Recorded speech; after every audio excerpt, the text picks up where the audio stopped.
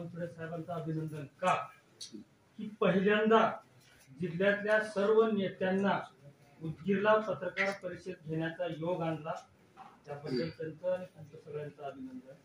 पण या बैठकीला माजी नगराध्यक्ष राजेश्वर मित्रे या ठिकाणी उपस्थित नाही.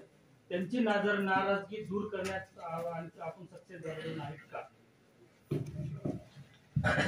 नाही, आम्ही इच्छुक बरेच जण असतात, त्यांनी उमेदवारी मागितली, त्यांच्यासोबत संवाद झाला, माननीय आमदार साहेबांचा संवाद झाला, माननीय अध्यक्ष माननीय अध्यक्ष साहेबांनी देखील संवाद केलाय, मी देखील संवाद केलाय. आणि आपल्याकडे 3 जण असताना त्याच्यातून एकाचं नाव निश्चित करण्यात आलेलं आहे. निश्चित ते पूर्ण ताकदीने तुम्हाला त्या ठिकाणी या प्रचार यंत्रणेमध्ये दिसतील, हा विश्वास मी तुम्हाला देतो. सर, माझे 3 प्रश्न आहेत अध्यक्ष साहेब.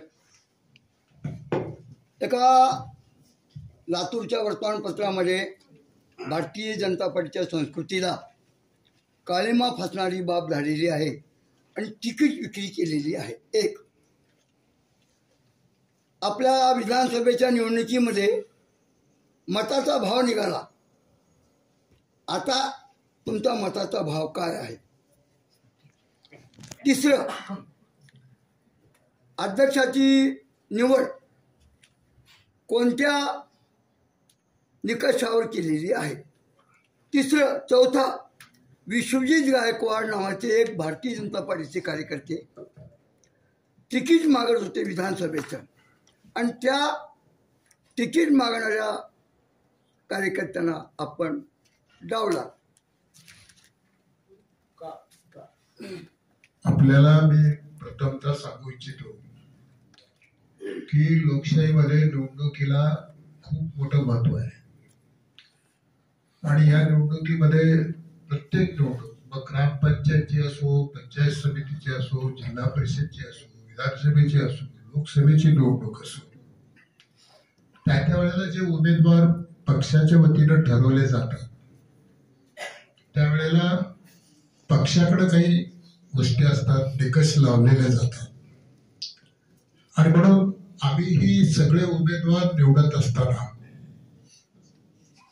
चांगले उमेदवार कसे निवडता येतील, चांगल्या उमेदवारांना कशी संधी देता येईल, या संबंधीचा प्रामुख्याने त्याच्यामध्ये विचार केला गेलेला आहे.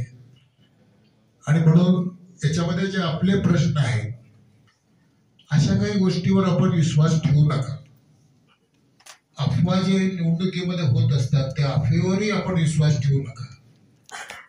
आणि आमची जी पार्लमेंटरी बोर्ड आहे, त्या पार्लमेंटरी बोर्डासमोर जिल्हा अध्यक्ष म्हणून आमची जिल्ह्यातली जी कोर कमिटी आहे, त्या कोर कमिटीच्या वतीनं आम्ही सगळे, आमचे सर्व आमदार महोदय एकत्र बसून या 5ही नगरपालिकेमध्ये जे काही इच्छुकांची यादी आमच्याकडे आलेली होती, त्याची छाननी करून आणि हे सगळे उमेदवार आम्ही पार्लमेंटरी बोर्डासमोर पाठवलं. आणि त्या ठिकाणी सुद्धा अतिशय चांगली चर्चा त्या ठिकाणी झाली.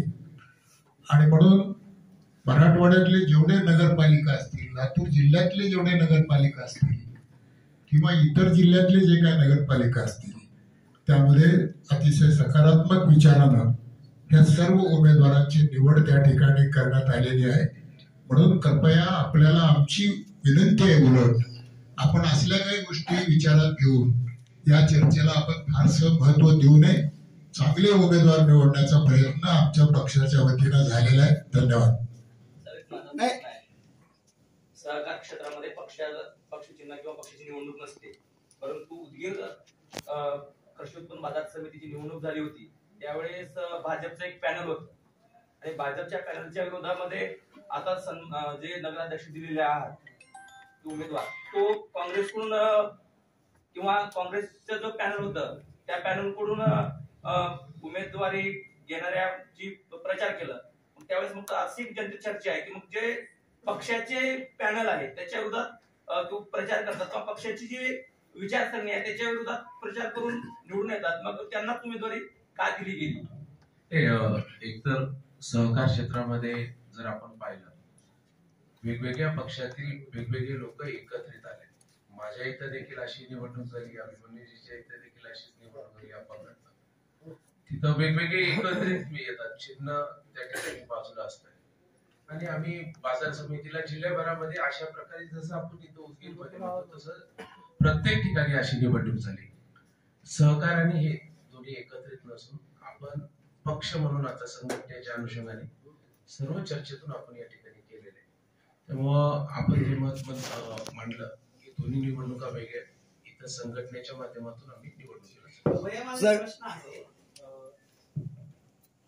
ही जागा जी सुटली आहे जनरल महिलासाठी सुटलेली आहे आणि विशेष म्हणजे आपल्या पक्षामध्ये सुद्धा सक्षम महिला आहेत जे पक्षाचं काम केले अनेक वर्षापासून.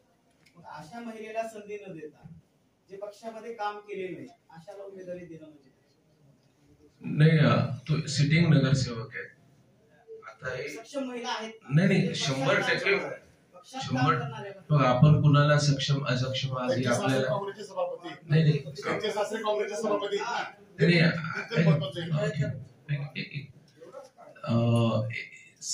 सक्षम असक्षम हे आज आपण कुणाला म्हणणं हे चुकीचं आहे.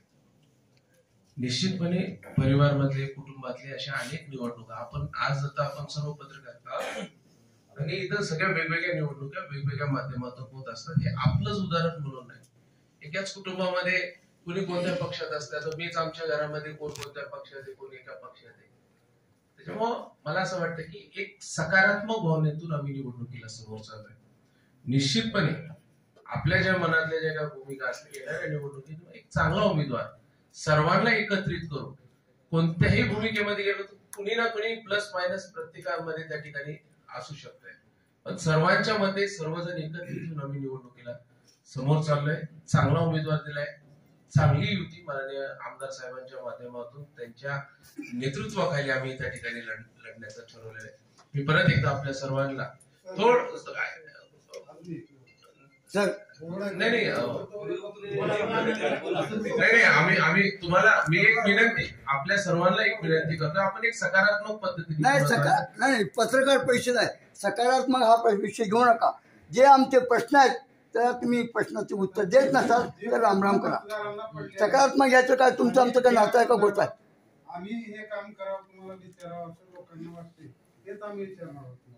आमच्या मनाचं कोणीच विचारलं नाही. आपल्याला एकच सांगतो, उद्या आपण सर्वजण उदगीर मधले रहिवासी आहेत. उदगीरच्या चांगल्यासाठी आपण सर्वजण विचार करतात. आज आपल्या शहरासाठी एक चांगल्या प्रकारे म्हणजे भाजपचा नगराध्यक्ष खातं इकडं राष्ट्रवादी त्याचे प्रमुख अशा माध्यमातून एक विकासात्मक दृष्टिकोन ठेवून आम्ही सर्वजण एकत्रित काम करतोय. आपल्या सर्वांचे जे काही आज आपण सर्वजण पत्रकार बांधव या ठिकाणी उपस्थित झाला, एक विनंती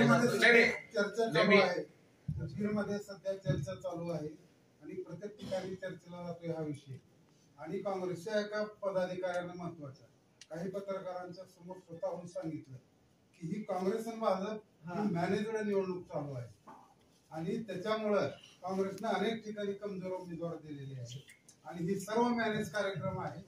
आणि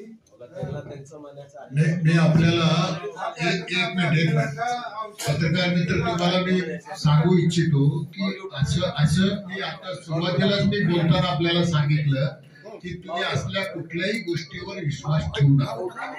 धन्यवाद.